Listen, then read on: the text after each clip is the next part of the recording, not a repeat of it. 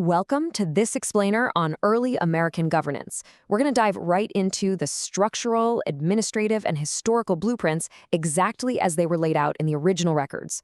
We'll be exploring the early framework, the really fascinating relationship between the states and the federal system, and how public offices were genuinely meant to function. Okay, so our roadmap for today covers 6 key areas: governmental structure, state and federal functions, public offices, administrative development, historical significance, and finally, a government summary. Let's get right into it. Section 1, Governmental Structure, the overarching hierarchy. Looking at the original records, they established this really fascinating fundamental hierarchy. As it turns out, the American government actually far exceeds the federal government in authority. In fact, the federal government is described merely as an instrument. It's a true bottom-up structure originating from the people, moving up through local governments, counties, and states. And that stands in stark contrast to the top-down structure of the federal government and its internal divisions. So the absolutely crucial takeaway here is intent. Originally, the federal government was meant to handle only delegated business, not to serve foreign interests. Because the states and the people created this system, the entire framework rests on a pretty simple yet powerful rule. The creators are never subject to the creature they created.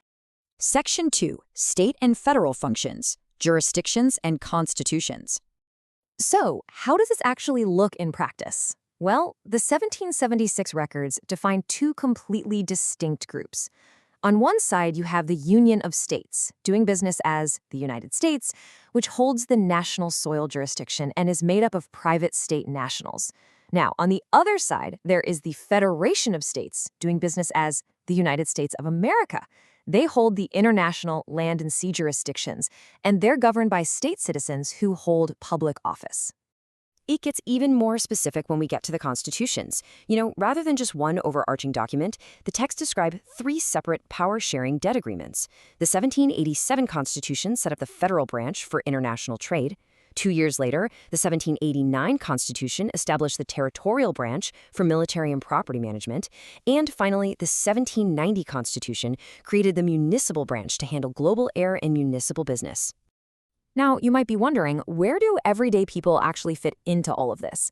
Because the American government delegated this power, they are barely even mentioned in those 3 constitutions. Therefore, according to the documents, Americans literally stand under the unanimous Declaration of Independence, while federal workers are the ones who stand under those specific constitutional agreements. Moving on to Section 3, Public Offices, Functionaries in the System. This brings us to a highly specific view of governance found in the texts. The rule is basically this: offices are functions, and those holding them are functionaries. This means there is absolutely zero positional authority, only functional authority. An official is essentially an executive administrator constrained to protect individual rights, with no special powers outside of just getting the job done.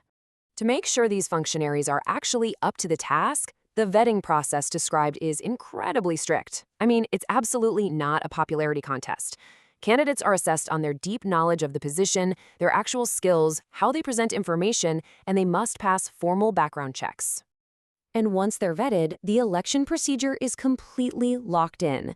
It's a tight 5-step sequence. You hold the election, rigorously count and verify the ballots, announce the results, receive candidate affirmations, and finally, the whole shebang must be published transparently in local papers within 30 days. Next up, Section 4, Administrative Development, the Roots of Regulation. If we trace the lineage of administrative authority, it goes all the way back to original law. Specifically, the texts point to the Magna Carta, which is credited with bringing the concept of Roman trust law into the common law system in the first place. Right, and this is how modern administrative agencies got their regulatory power over things like, say, building or vehicle codes. Congress and the president acted jointly as proxy settlers on behalf of the sovereign people to endow these agencies with authority. Section 5, Historical Significance, Milestones of Change. Over time, this intricate structure we've been talking about went through some massive operational shifts. In 1860, the original federal level was rendered incompetent. By 1868, the system designed to delegate powers for the states entirely broke down. And finally, in 1907, a formal bankruptcy was declared by the entity doing business as the United States of America, Inc. Because of these historical shockwaves, certain branches basically just went inactive. For example, the Confederation of States, which holds the global air jurisdiction, has been considered missing since the 1860s and, according to the documents, requires full reconstruction. So, what's the legal consequence of all this? Well, the documents emphasize that by operation of law, whenever these major milestones hit, like the breakdown in 1860 or the bankruptcy in 1907, the powers that have been delegated reverted straight back to the people. Finally, Section 6, Governance Summary, Assembly and Restoration. So what is the main takeaway here for modern application? According to the sources, the current focus is on utilizing state assemblies to actually operate the government from the ground up.